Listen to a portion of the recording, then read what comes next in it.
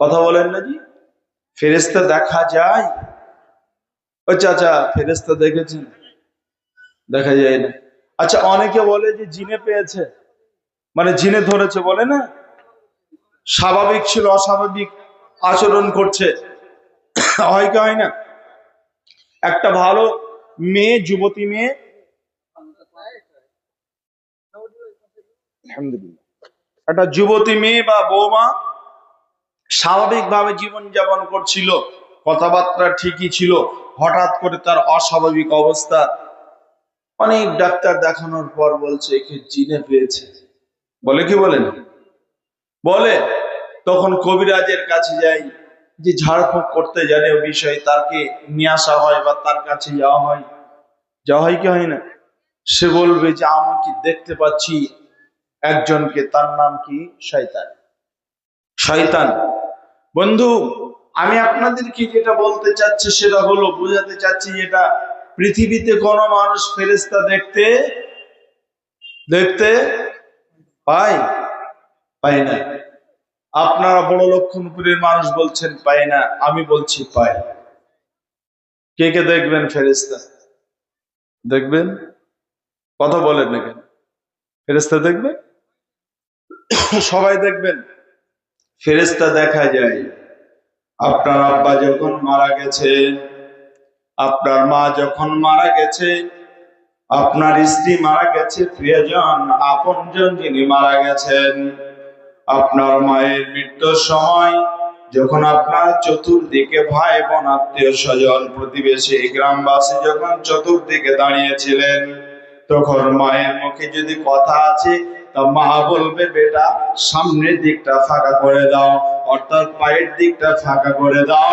আর যদি মা কথা বলতে না পেরেছে বা কথা বলতে না পেরেছে, তাহলে ইশারা করে বোঝাবার চেষ্টা করেছে। গ্রাম থেকে আগত ছোট বড় বয়োজ্যেষ্ঠ বয়োগরিষ্ঠ শ্রোতা মন্ডলী, পর্দা রাশিনা মা এবং বোনেরা, প্রাণ প্রিয় বড় লক্ষণপুর তথা এলাকাবাসী, সকলের জন্য আল্লাহ সুবহানাহু ওয়া তাআলার দরবারে এই দোয়া দরখাস্ত রাখছি, আল্লাহ যেন আমাদের সকলকে সুস্থ শরীরে, ঈমানি হালাতে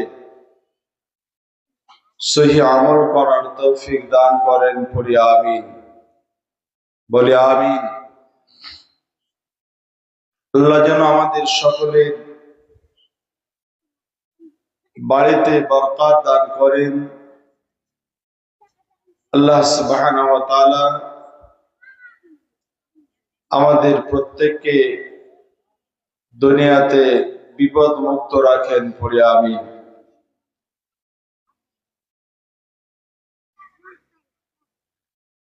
আমি আজকে আপনাদের কাছে গত বছর এসেছিলাম, কি ওয়াজ করেছিলাম মনে নেই, কারণ 1 বছর আগের কথা। আজকে আমি আপনাদের সামনে একটা বিষয়কে সামনে রেখে কিছু কথা বলবো, নিয়ত করেছি। তবে একটা অনুরোধ আপনাদের কাছে আমার তরফ থেকে, অন্তত পক্ষে 12টা পর্যন্ত একটু বসতে হবে। গত রাত সারা রাত জেগেছিলাম, আবার নিজের মাদ্রাসাতে প্রোগ্রাম ছিল, নদিয়া আমার বাড়ি, আমার যে মাদ্রাসা সেখানে প্রোগ্রাম ছিল। শুধু রান্নার খবরটা আপনাদের শুনিয়ে দিই, কত লোক হয়েছে গ্রামে। 35টা শুধু বড় বড় গরু জবাই হয়েছে, গ্রামের মানুষ আত্মীয় স্বজন আসবে এই জন্য নিয়েছে। এবং মাদ্রাসাতে রান্না হয়েছে 15 কুইন্টাল চাল রান্না হয়েছে, তার সাথে 3 কুইন্টাল ডাল এবং 1 কুইন্টাল মটরশুঁটি, 1 কুইন্টাল টমেটো, এইভাবে কিছু মাল দিয়ে খিচুড়ি রান্না হয়েছিল। বা সব বিরিয়ানি, আপনার সবজি বিরিয়ানি বলতে পারেন, তাতে ঘি বহু কিছু ছিল, তাতে আলু ছিল 20 বস্তা। এতটা রান্না হয়েছে, একটা রান্নাও ছিল না। মানুষ প্যান্ডেলের এই স্টেজ থেকে প্যান্ডেলের শেষ পর্যন্ত মানুষ দেখা যায় না, এত মানুষ। কালেকশন হয়েছে প্রায় 1 কোটি টাকা কালকের স্টেজে। এটা হলো আমার মাদ্রাসার খবর, বলছে আপনাদের। কালেকশন আমি নিজেই করেছিলাম। সেই মাদ্রাসায় অনেক পরিশ্রমের কারণে, ঘুম না হওয়ার কারণে গলা একটু বসে গেছে।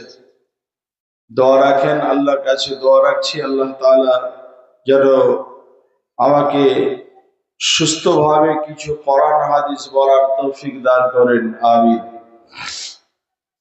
ভাইজান, পৃথিবীতে আমরা যারা আছি, বিশেষ করে আজকের এই ময়দানে যারা বসে আছি, যদি জিজ্ঞাসা করা হয় একটা একটা করে দুনিয়াতে আপনি কি চান, তাহলে যার একটা বাড়ি আছে সে বলবে আমি একটু বাড়িটা মডিফাই করতে চাই, সুন্দর বাড়ি বানাতে চাই।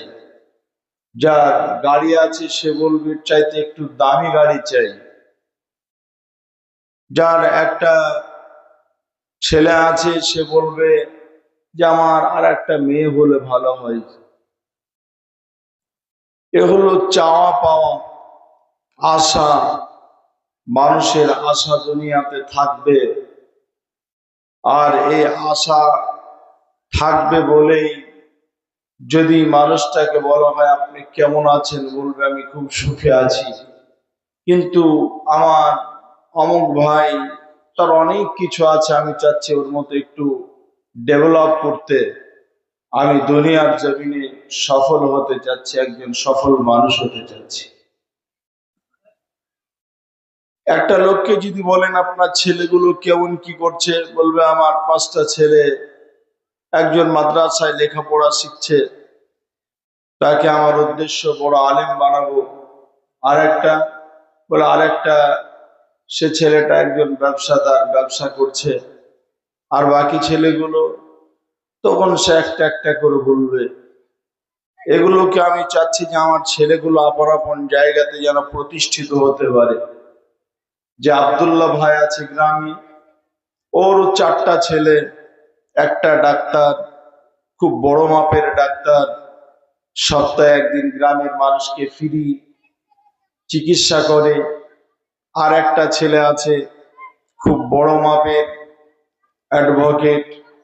আর একটা ছেলে হলো খুব নামি দামি একজন মৌলানা, পশ্চিম বাংলা, বিহার, ঝাড়খণ্ড, আসাম, এমনকি এ বাংলা ও বাংলা সমস্ত বাংলা ভাষী মানুষরা তাকে এক বাক্যে চিনে। যদি বলা হয় আপনি জার্জিসকে চিনেন, ভারতের একজন, তাকরির করেন, খুব সুন্দর বক্তব্য রাখেন, যে ছেলেটা 12 বছরের, সে বলবে আমি চিনি হুজুর, বলবে কি বলবে না? এমন একজন প্রতিষ্ঠিত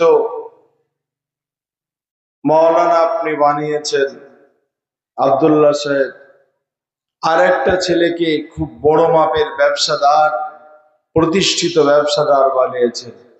তা আপনি বলছেন যে আমার ছেলেকে আব্দুল্লাহ ভাইয়ের মতো, ওর যেমন 4টা ছেলেকে খুব ভালো জায়গাতে প্রতিষ্ঠিত করতে পেরেছে, আমি চাচ্ছি আমার ছেলেগুলো দুনিয়াতে সফল হোক, আমি ছেলেগুলোকে তাদের জায়গাতে ডেভেলপ করাতে চাচ্ছি। তার মানে দুনিয়াতে সবাই চাই যে আমরা দুনিয়াতে সফল হব।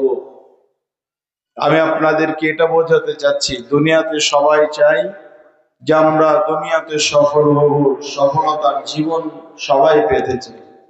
যে লোকটা চাষ করে, 1 বিঘা জমিতে যদি 30 মণ ধান ফলন হয়েছে, তা ওই লোকটা বলবে যে আমি যদি আরো 20 বিঘা জমি আমার থাকতো, তাহলে আমি চাষে আরো কিছু ডেভেলপ করতে পারতাম। চাষি হিসাবে লোকটা বলবে যে আমি চাষে ডেভেলপ করতে চাই। তো এরকম ভাবে সবাই আপন আপন জায়গায় তার চাষি চাইবে যে চাষে সফলতা, ব্যবসাদার চাইবে ব্যবসাতে সফলতা। প্রত্যেকটা মানুষ আপন আপন জায়গাতে সে সফল হতে চায়। কথা ঠিক না ভুল? জি, কথা ঠিক না ভুল? সবাই চায় যে আমি আমার জায়গাতে সফল হব। জি, আসল সফল কে? গোটা বড় লক্ষণপুরের মানুষ এক জায়গায় বসে একটা লোকের জন্য যদি বলে যে এই লোকটা সফল, এই লোকটার মাল আছে, মান আছে, ইজ্জত আছে, সব কিছু আছে লোকটার, এই লোকটা সফল, লোকটা নামাজও পড়ে, ওই লোকটাকে যদি আমরা সবাই সফল বলি, আল্লাহ যদি সফল না বলেন তো এই লোকটা সফল নয়। প্রকৃত আল্লাহ কাকে সফল বলছেন? আল্লাহ যাকে সফল বলবেন সেই লোকটাই হলো আসল সফল। চলেন মা বোন, আপনারা খুব ধ্যান দিয়ে শুনবেন। খুব গুরুত্বপূর্ণ কিছু আলোচনা আপনাদের কাছে রাখবো। আমি আপনাদেরকে জিজ্ঞাসা করছি, এটা কি আপনারা শুনেছেন? এই বিষয়টা, যে বিষয়ে কথা বলতে চাচ্ছি, সফলতা, এ বিষয়ে কি কিছু কথা শুনেছেন আমার মুখ থেকে এর আগে? শোনেননি? শোনেন। তাহলে আমরা সফলতা চাই, আল্লাহ কাকে সফল বলছেন সেটা একটু শোনাই। বিসমিল্লাহির রহমানির রহিম। আল্লাহ রাব্বুল আলামিন বলছেন আসল সফল হলো ওই লোকটা, যে লোকটা 5 ওয়াক্ত নামাজ পড়লো আল্লাহর কাছে সফলতার জন্য। এই কথাটা বারবার বললো। আল্লাহ রাব্বুল আলামিন বলেন যে লোকগুলো বড় লক্ষণপুর থেকে আমার ঘর মক্কাতুল মুকাররমা বাইতুল্লাহ এসে তাওয়াফ করলো, সেই লোকটা যখন তাওয়াফ করছে, হজে যা বা উমরাতে যা, ওই লোকটা উমরা অথবা হজে যখন যায় তখন একটা কাজ না করলে তার উমরা হবে না, একটা কাজ না করলে তার হজটা হবে না, মুকাম্মাল হজ তার হবে না। আল্লাহ তাআলা বলছেন ওটা কি না, ওটা হলো আমার ঘরে এসে সে হাজিরা দেবে, বলবে লাব্বাইক লা শারীকা লাকা লাব্বাইক ইন্নাল হামদা ওয়ান নি'মাতা লাকা ওয়াল মুলক লা শারীকা লাক। এই কথাটা যখন লোকটা বলবে, আল্লাহ বলবেন আমি তোমাকে দেখতে পেয়েছি রে বান্দা, তুমি আমার সামনে এসে হাজিরা দিচ্ছ, বড় লক্ষণপুর থেকে তুমি এসেছো, কাটিহারের মাটি থেকে তুমি এসেছো, এখন তোমার দিকে আমি নজর দিয়েছি, রহমতের নজর। তবে শোনো, তুমি যখন 1 লক্ষ নয়, তুমি যখন প্রায় 5 লক্ষ টাকা খরচ করে আমার ঘরে এসেছো, তো আমার কাছ থেকে তুমি সফল একজন মানুষ হিসাবে এখান থেকে তুমি আমার কাছ থেকে আমার খাতাতে একবার সাইন করে যাও যে আমি তোমাকে সফলতার ওই সার্টিফিকেটটা দিয়ে দিলাম। আল্লাহ বলছেন ওই সার্টিফিকেটটা যদি তুমি নিতে চাও তাহলে তোমাকে যে কাজটা করতে হবে, জমিনে যতদিন তুমি থাকবে ততদিন এই শিক্ষাটা আমার ঘর থেকে নিয়ে যাও। হাজারে আসওয়াদ আর রুকুনি ইয়ামানি যে দেওয়ালটা আছে, রুকুনি ইয়ামানি থেকে শুরু করে হাজারে আসওয়াদ পর্যন্ত যে দেওয়ালটা আছে, ওই দেওয়ালটাতে লেখা আছে রব্বানা আতিনা ফিদ দুনিয়া হাসানা ওয়া ফিল আখিরাতি হাসানাতাও ওয়া কিনা আযাবান নার। আল্লাহ বলছেন আসল সফলতা হলো ওই সফলতা, ওই লোকটা হলো আসল সফল, যে লোকটা দুনিয়াতে সফল হলো, মানের দিক থেকে দুনিয়াতে সফল, তার সন্তানাদির দিক থেকে দুনিয়াতে সফল, সমস্ত দিক দুনিয়ার যেগুলো প্রয়োজন সমস্ত তাকে আমি আল্লাহ তাআলা দিয়ে দিলাম। অর্থাৎ ওই লোকটা আল্লাহকে বলছে রব্বানা আতিনা ফিদ দুনিয়া হাসানা, আল্লাহ আমার দুনিয়ার জীবনটা তুমি সুন্দর করে দাও, সফল করে দাও, ওয়া ফিল আখিরাতি হাসানা, আর আমার আখিরাতের জীবনটা তুমি সুন্দর করে দাও, ওয়া ফিল আখিরাতি হাসানাতা ওয়া কিনা আযাবান নার। আখিরাতের জগতে ওই লোকটাই হবে সফল যে লোকটাকে আল্লাহ রাব্বুল আলামিন অন্য জায়গায় বলছেন ফামান জুহজিহা আনিন নার ওয়া উদখিলাল জান্নাতা ফাকাদ ফাজ। যে লোকটা দুনিয়ার জীবনে সফল হলো আর আখিরাতের জীবনে যদি সফল কোনো মানুষ হতে চায়, আমার রব বলছেন ওই লোকটা হবে আসল সফল আখিরাতের জগতে। যে লোকটার কাছে আমার রব বলছেন নিজেকে জাহান্নাম থেকে যে লোকটা মুক্ত করতে পারবে, ফামান জুহজিহা আনিন নার ওয়া উদখিলাল জান্নাহ, জাহান্নাম থেকে নিজেকে মুক্ত করে নিয়ে নিজেকে জান্নাতে প্রবেশ করাতে পারবে, ওই লোকটা হবে আখিরাতে আসল সফল ব্যক্তি। জি, দুনিয়াতে আপনি সফল, আখিরাতে যদি সফলতা অর্জন করতে চান, আল্লাহ বলছেন যে লোকটা নিজেকে জাহান্নাম থেকে মুক্ত করলো আর জান্নাতে নিজেকে প্রবেশ করাতে পারলো, ওই লোকটা হলো সফল। জি, দুনিয়াতে কোন ছেলে যদি ভালো পরীক্ষার্থী ভালো পরীক্ষা দেয়, বোর্ডের যে এক্সাম গুলো হয় আমাদের পশ্চিম বাংলার মাটিতে প্রথম একটা পরীক্ষা হয়, তার নাম হলো মাধ্যমিক পরীক্ষা। মাধ্যমিক পরীক্ষার আগে ওই ছেলেটা কতটা মেহনত করেছে, কতটা সফল হবে, একটা টেস্ট নেওয়া হয়। মাধ্যমিক ফাইনাল পরীক্ষার আগে একটা টেস্ট পরীক্ষা নেওয়া হয়, ওটা হয় ফাইনাল টেস্ট। বন্ধুরা আমার, ফাইনাল পরীক্ষার জন্য সে কতটা প্রস্তুতি নিয়েছে, এই ছেলেটা যদি আপনার ভালো রেজাল্ট করতে পারে, যদি ভালো মার্কস তুলতে পারে, তাহলে বুঝে নিতে হবে ওই ছেলেটা প্রস্তুতি ভালোই নিয়েছে। আসল বোর্ডের পরীক্ষাতে ছেলেটা ভালো মার্কস করে। বন্ধুরা আমার, আর কোন ছেলে যদি আপনার এই টেস্ট পরীক্ষায় যদি পাস করতে না পারে, তাকে অ্যালাউ করা হয় না, তাকে পরীক্ষায় বসতে দেওয়া হয় না। আবার যদি সে কোনো ক্রমে বসেও যায়, তাহলে ওই ছেলেটা আপনার সফল হতে পারে না। আল্লাহ বলছেন দুনিয়াতে কোন মানুষ যদি আখিরাতের জন্য আখিরাতে সফলতা অর্জন করতে চায়, তাহলে ওই লোকটাকে দুনিয়াতে টেস্ট পরীক্ষাতে তাকে উত্তীর্ণ হতে হবে, সফল হতে হবে। এই কারণে আল্লাহ সুবহানাহু ওয়া তাআলা বলছেন দুনিয়ার পরীক্ষাটা কি, দুনিয়ার টেস্ট পরীক্ষাটা কি। দুনিয়াতে ওই লোকটা বলবে রব্বানা আতিনা ফিদ দুনিয়া হাসানাতাও ওয়া ফিল আখিরাতি হাসানা ওয়া ফিল আখিরাতি হাসানাতাও ওয়া কিনা আযাবান নার। এই কথাগুলো লোকটা বলবে। এবারে চলুন বিশ্ব নবীর জামানাতে সাহাবীরা কেমন আখিরাত ও দুনিয়াকে উভয়কে মিলিয়ে জীবন যাপন করেছিলেন। উদ্দেশ্য তাদের একটাই ছিল, আমরা সফল হব। দুনিয়ার জীবনে যদি আমরা আখিরাতের জন্য প্রস্তুতি না নিই, তাহলে আমাদেরকে আখিরাতের জগতে আল্লাহ সফল করবেন না। আখিরাতের জগতে যদি আমরা সফল হতে চাই, তাহলে দুনিয়াতে যে কাজটা আমাদের না করলে নয়, সেটা হলো আল্লাহর কাছে বেশি বেশি ইস্তেগফার করতে হবে। আমাদেরকে প্রস্তুতি নিতে হবে যে আমরা আখিরাতের জগতে যখনই যাব, তখন আমাদেরকে আল্লাহ তাআলা ওয়েলকাম জানানোর জন্য অসংখ্য ফেরেশতা রেখে দিয়েছেন।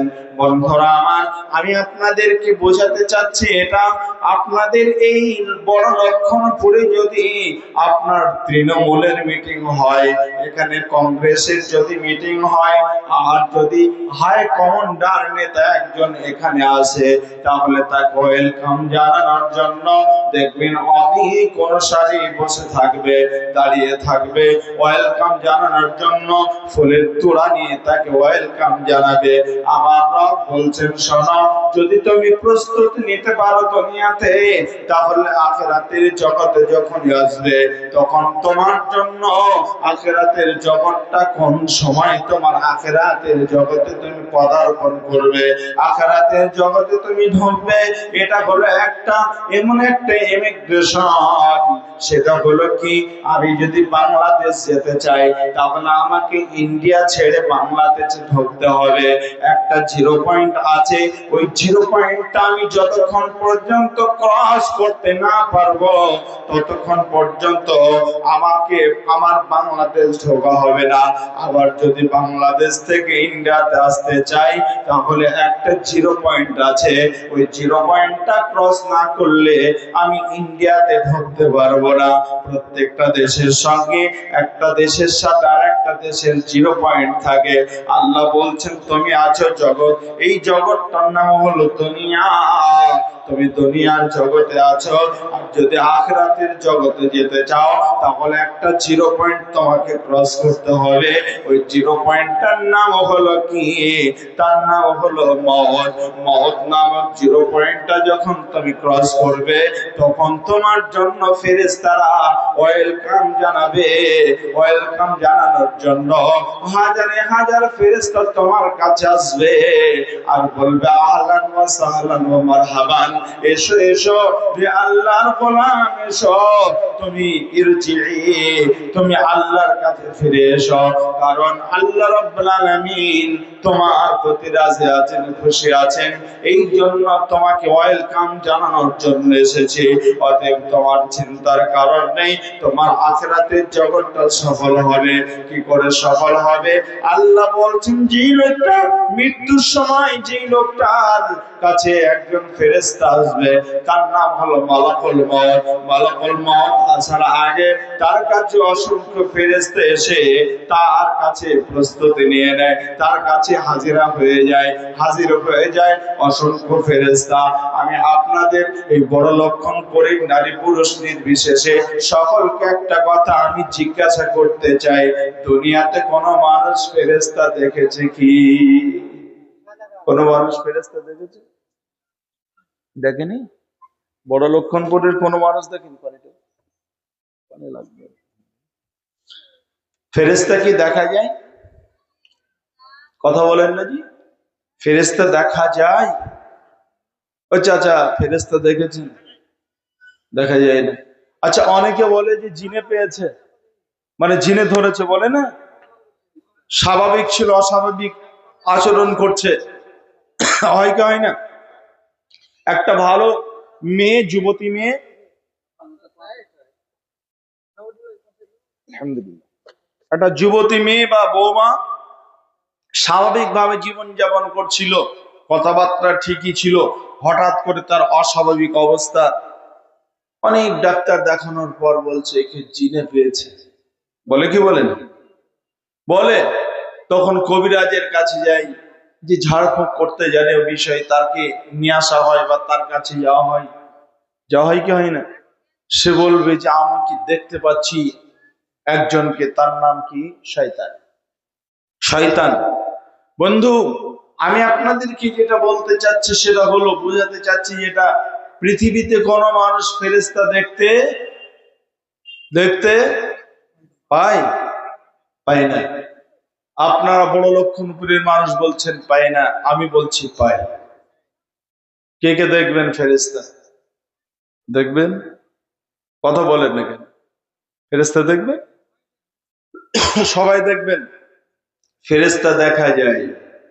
আপনার আব্বা যখন মারা গেছে, আপনার মা যখন মারা গেছে, আপনার স্ত্রী মারা গেছে, প্রিয়জন আপনজন যিনি মারা গেছেন, আপনার মায়ের মৃত্যুর সময় যখন আপনার চতুর্দিকে ভাই বোন আত্মীয় স্বজন প্রতিবেশী গ্রামবাসী যখন চতুর্দিকে দাঁড়িয়েছিলেন, তখন মায়ের মুখে যদি কথা আছে তা মা বলবে বেটা সামনের দিকটা ফাঁকা করে দাও, অর্থাৎ পায়ের দিকটা ফাঁকা করে দাও।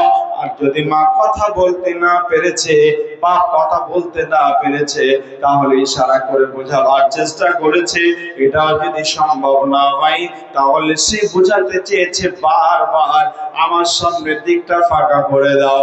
কেন ফাঁকা করে দাও?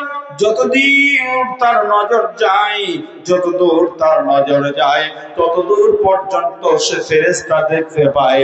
যে লোকটা ফেরেশতা দেখে নিল ওই লোকটা আর বেঁচে থাকার অধিকার থাকে না। তার কাছে পরপরে একজন ফেরেশতা আছে, তার নাম হলো, ফেরেশতার নাম হলো মালাকুল মউত, তার নাম হলো আমরা বলি আজরাইল। ওই আজরাইল নামক ফেরেশতা এসে তার জানটাকে কবজ করে নেয়। আজরাইল এসে বলে ইরজি ইলা রাব্বিকি রাদিয়াতাম মারদিয়া ফাদখুলি ফি ইবাদি ওয়াদখুলি জান্নাতি। রে প্রশান্ত আত্মা, তুমি বাইর হয়ে এসো, ওই রবের দিকে বাইর হয়ে এসো। যে রব তোমার প্রতি রাজি আছেন, যাকে রাজি করার জন্য দুনিয়াতে ফাদখুলি ফি ইবাদি, ইবাদতকারীদের অন্তর্ভুক্ত হয়েছিলে, ইবাদত করে করে করে করে ইবাদতকারীদের অন্তর্ভুক্ত হয়েছিলে। আমার রব তোমার প্রতি রাজি আছেন, খুশি আছেন। আজকে আমার রব তোমাকে বলছেন ফাদখুলি ফি ইবাদি ওয়াদখুলি জান্নাতি। রে আমার গোলাম, তোমার জন্য জান্নাত অপেক্ষা করছে। ওয়েলকাম ওয়েলকাম, তোমার জন্য ফেরেশতারা এসেছে তোমাকে সুস্বাগতম জানানোর জন্য। অতএব তুমি এখন জান্নাতের মেহমান হয়ে গেলে।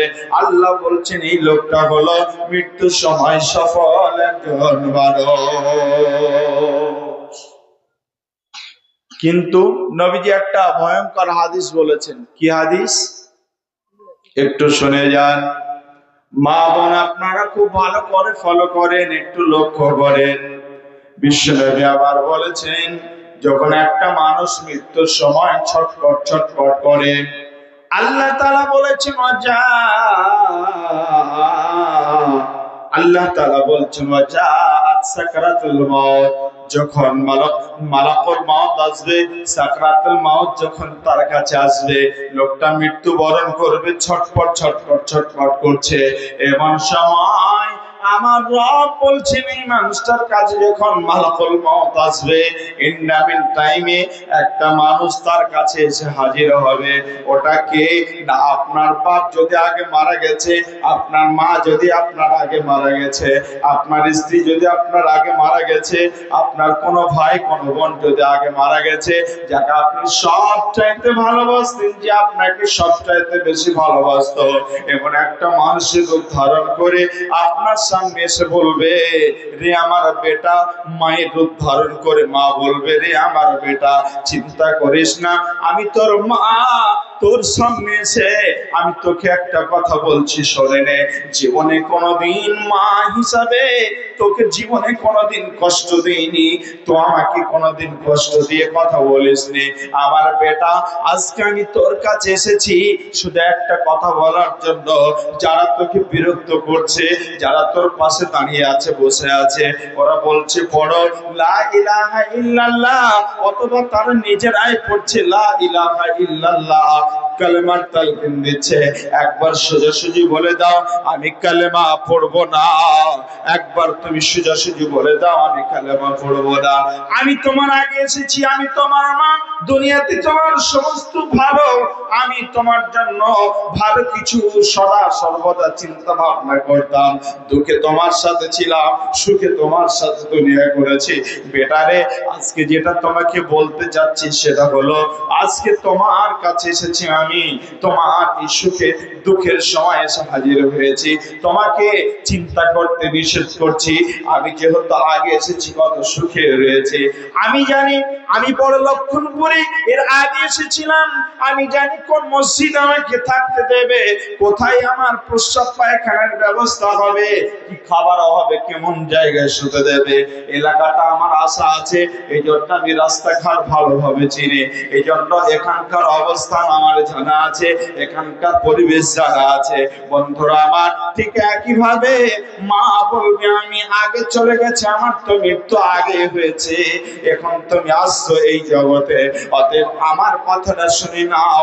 আমি এখানে অবস্থান করছি, এখানকার পরিবেশ আমি জানি। একবারের জন্য বলে দাও কালেমা পড়বো না, আমাকে বিরক্ত করো না, এই কথাটা একবার বলে দাও, তাহলে তোমার জায়গা হয়ে যাবে সুখের জায়গা। এই জায়গাতে শয়তান নামক শয়তান রূপ ধরে, মায়ের রূপ ধরে আসে। আসলে কোন মা আপনার কবর থেকে উঠে বেটার মাথার কাছে আসবে না, মৃত্যুর সময় মা রূপ ধারণ করে আসবে, ওটা হবে শয়তান। বাপের রূপ ধারণ করে আসবে, ওটা হবে শয়তান। আমার নবী বলছেন ওই শয়তানির ধোঁকা যেই মানুষটা খেয়ে নিল, ওই মানুষটা আপনার মৃত্যুর সময় সফল হতে পারলো না। আর যে লোকটা শয়তানের ধোঁকা খেলো না, ওই লোকটা আপনার সফল মৃত্যুবরণ করলো। ওই লোকটার জন্য ফেরেশতারা ওয়েলকাম জানাবে, সুস্বাগতম জানাবে। ওই লোকটাই হবে আসল সফল ব্যক্তি। জি ভাই, আমি আপনাদেরকে এতক্ষণ সফলতার কথা বোঝাচ্ছিলাম। মৃত্যুর সময় সফল কে? যে কালেমা পড়তে পড়তে মৃত্যুবরণ করবে। রাসূল সাল্লাল্লাহু আলাইহি ওয়াসাল্লাম বলেছেন ভালো মৃত্যুর 12টা লক্ষণ। ভালো মৃত্যু যেই লোকটা মুমিন ইমানে হালাতে মৃত্যুবরণ করলো, লোকটা যে জান্নাতি, তার 12টা লক্ষণ থেকে বোঝা যাবে। তার মধ্যে একটা হলো লোকটা কালেমা পড়তে পড়তে মারা যাবে। 2 নাম্বার, ওই লোকটার কপালে ঘাম বাহির হবে, ফোঁটা ফোঁটা ফোঁটা ফোঁটা ঘাম বাহির হবে। 3 নাম্বার হলো লোকটা হাসি মুখে মৃত্যুবরণ করবে। কথা বলছিল বেটার সাথে, বড় ছেলের সাথে কথা বলছিল, বড় মেয়ের সঙ্গে কথা বলছিল, স্ত্রীর সাথে কথা বলছিল, বলতে বলতে হাসি মুখে কখন মৃত্যু হয়ে গেল লোকটা বুঝতে পারলো না। এই লক্ষণগুলো যদি দেখা যায় তাহলে জানতে হবে লোকটার ভিতরে ঈমান ছিল, লোকটা সফল মৃত্যুবরণ করলো। বাবজি, আমি এবার আপনাদের কাছে একটু সাহাবীদের জীবনী আপনাদের কাছে একটা তুলে ধরতে চাই। মা বোন আপনারা শোনেন, সাহাবীরা নিজেকে সফল ব্যক্তি হিসাবে কেমন করে আল্লাহর কাছে উপস্থাপন করেছিলেন। তারা চেয়েছিলেন যে আমরা সফল জীবন যাপন করব। তারা বুঝতেন কোরআন। আজকে বড় লক্ষণপুরে আমি এসেছি, প্রায় 400 কিলোমিটার, 375 কিলোমিটার রাস্তা অতিক্রম করে আপনাদের কাছে এসেছি। কত পরিশ্রম, সারাদিন কিছু খাইনি, কসম আল্লাহর, সারাদিন কিছু খাইনি। আমি মনে মনে ভাবছিলাম আজকে রোজা রাখলে আমার ভালো হতো, একটা নফল রোজা হয়ে যেত। গতকালকে নিজের মাদ্রাসায় প্রোগ্রাম, এত মানুষের সমাগম, খেতে পাইনি, শরীর খুব ক্লান্ত ছিল, এসে খাবার খেয়ে ঘুমিয়ে গেছিলাম। একটু সুস্থ শরীরে যেন আপনাদের কাছে এসে কথা বলতে পারছি, তারপরেও গলাতে হালকা হালকা ডিস্টার্ব করছে। আমি আপনাদের কাছে যেটা বলতে চাচ্ছি, সাহাবীরা বুঝেছিলেন যে কিভাবে সফল হতে চায় আখেরাতে। আখেরাতে আল্লাহর কাছে যদি সফলভাবে উপস্থাপন করতে পারি নিজেকে ইমানে হালাতে, তাহলে আমার জীবনটা হয়ে যাবে সফল। বন্ধুরা আমার, আল্লাহ তাআলা পবিত্র কোরআনের একটা আয়াত নাযিল করলেন।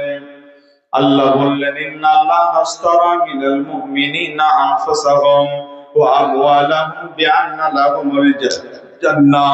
আল্লাহ বলছেন যারা মুমিন হবে, নিশ্চয় যারা মুমিন হবে, ইন্নাল্লাহা আশতারা মিনাল মুমিনিন, মুমিনদের জন্য আমি আল্লাহ তাআলা ক্রয় বিক্রয়ের ব্যবস্থা করে দিলাম। নিশ্চয় যারা মুমিন হবে, ওই মুমিন বান্দাদের জন্য আমি আল্লাহ তাআলা অপশন দিয়ে দিলাম, যদি তারা চায় আমার সাথে তারা ব্যবসা করতে পারে। সেই ব্যবসাটা কি? আমি আল্লাহ তাদের সঙ্গে বিনিময় করতে চাই। যখন ইন্ডিয়া আর বাংলাদেশ, যখন আপনার সাথে, যখন ইন্ডিয়া আর বাংলাদেশ, বাংলাদেশের মানুষ ইন্ডিয়াতে এলো, আর ইন্ডিয়ার মানুষ যখন বাংলাদেশে গেল, আমি এই বড় লক্ষণপুরের মাটিতে 2 বিঘা জমি আমি কিনলাম, এখানে অথবা বিবাহ করেছিলাম, বিবাহ সূত্রে আমার স্ত্রীর কাছ থেকে আমি পেলাম। আবার এই জমি দুটো বিক্রি করে 2 বিঘা জমি আমি এখানে একজন মানুষকে দিয়ে দেব। আর বড় লক্ষণপুরের একটা মানুষ আমার গ্রামে, ওখানে সে বিবাহ সূত্রে হোক অথবা ওখানে ব্যবসা সূত্রে হোক, ওখানে 2 বিঘা জমি ক্রয় করেছিল, ওই 2 বিঘা জমি আমাকে দিতে চাচ্ছে। আর আমাকে বলছে, মাওলানা আমার বাড়ির পাশে আপনার যে 2 বিঘা জমি আছে, আমার জমির পাশে আপনার যে 2 বিঘা জমি আছে বড় লক্ষণপুরে, ওই বড় লক্ষণপুরের 2 বিঘা জমি আমাকে দিয়ে দেন। আর আপনি আপনার মাঠের আমার যে 2 বিঘা জমি, এই 2 বিঘা জমি আপনি নিয়ে নেন। আমার সঙ্গে বিনিময় হলো, আমার সঙ্গে বিনিময় হয়ে গেল, লেখাপড়া হলো, আমাকে সে রেজিস্ট্রি করে দিল, আমি তাকে রেজিস্ট্রি করে দিলাম, দুইজনকে দিয়ে দিলাম। আল্লাহ বলছেন, শোনাও রে মুমিন বান্দারা, বড় লক্ষণপুরের মুসলমানেরা, তোমরা শুনে নাও, ইন্নাল্লাহ আশতারা মিনাল মুমিনিন, আমি আল্লাহ তোমাদের সঙ্গে ঠিক একইভাবে আমি এই বিনিময়টা করতে চাই। এই বিনিময়টা কেমন ভাবে হবে? আল্লাহ বলছেন, আমি দেব একটা, নেব দুটো জিনিসের ভেতর থেকে একটা। আমি তোমাদের কাছ থেকে দুটো অপশন দেব, হয় জান দেবে অথবা মাল দেবে, হয় জান দেবে অথবা মাল দেবে। আর যদি কোনো মানুষ দুটোই দেয় তাহলে তার জন্য আরো ভালো হয়ে গেল। সেটা কি? আল্লাহ বলছেন, ইন্নাল্লাহা আশতারা মিনাল মুমিনিনা আনফুসাহুম ওয়া আমওয়ালাহুম বিআন্না লাহুমুল জান্নাহ, আমি আল্লাহ জান্নাত দেব, বিনিময়ে তার কাছ থেকে মাল নেব অথবা তার কাছ থেকে জান নেব। কেমন করে? হঠাৎ করে একটা যুদ্ধের দামামা বেজে গেল। বিশ্বনবী আমার সাহাবীদের সামনে বক্তব্য রাখলেন, সাহাবীদের বলে দিলেন, যার কাছে যা মাল আছে ওই মালগুলো বাইতুল ফান্ডে জমা করে দাও। আল্লাহর নবীর কথা মতো সাহাবীদের মধ্য থেকে অসংখ্য সাহাবী যার কাছে যে মাল ছিল, পুরুষদের লাইনে তারা মাল জমা করে দিল, নারীরা নারীদের লাইনে দাঁড়িয়ে মাল জমা করে দিল। যার কাছে যা ছিল, যার যেমন সামর্থ্য ছিল, তারা মাল হাজির করে দিল। আল্লাহ রাব্বুল আলামিনের নবী এই সাহাবীদের মধ্য থেকে কয়েকজন সাহাবীর কথা উল্লেখ হয়েছে, যে একজন সাহাবীর নাম হলো আবু বকর। আবু বকর সেই দিনে যে মালটা আল্লাহ রাসূলের সামনে দিয়েছিলেন, তার বাড়িতে তেমন কিছু মাল ছিল না, যা ছিল খুঁজে ওই সমস্ত মালটা এনে এসে রাসূলের সামনে হাজির করে দিলেন। আল্লাহ রাসূলকে বললেন, ইয়া রাসূলুল্লাহ, আমার মাল আমি বাইতুল ফান্ডে জমা করে দিলাম। আল্লাহর নবী প্রত্যেককে জিজ্ঞাসা করেছিলেন, তুমি কতটা মাল দিলে আর কতটা মাল রেখে দিলে? সবাই বক্তব্য পেশ করলো। আল্লাহ রাসূলের সামনে আবু বকর বলেছিলেন, রাসূলুল্লাহ, আমার বাড়িতে কোনো মাল নেই, তাহলে কি আছে? তিনি বললেন, আল্লাহর সন্তুষ্টি, রাসূলের সন্তুষ্টি আমার বাড়িতে আছে। আমার বাড়িতে আল্লাহ এবং তার রাসূলের সন্তুষ্টি ছাড়া আর কিছুই আমার বাড়িতে জমা নেই। ওগো নবী, আমার বাড়িতে যা মাল ছিল আপনার কাছে নিয়ে এসে হাজির করে দিয়েছি। বিশ্বনবী আমার শুনলেন, আশ্চর্য হয়ে গেলেন। বন্ধুরা আমার, এবার মাল যখন কমপ্লিট জমা হয়ে গেল, মাল এবার যখন জমা হয়ে গেল, যুদ্ধের জন্য প্রস্তুতি নিয়ে নিলেন। এই যুদ্ধটা ছিল তাবুকের যুদ্ধে। তাবুকের যুদ্ধে যখন প্রস্তুতি নিয়ে সাহাবীদেরকে নিয়ে চলে যাচ্ছেন তাবুকের ময়দানে, বিশ্বনবী আমার, এটা ছিল সফরটা খুব লম্বা সফর, প্রায় আপনার 6 মাস যাবত এই সফরটা ছিল। 6 মাসের একটা সফর, লম্বা সফর ছিল।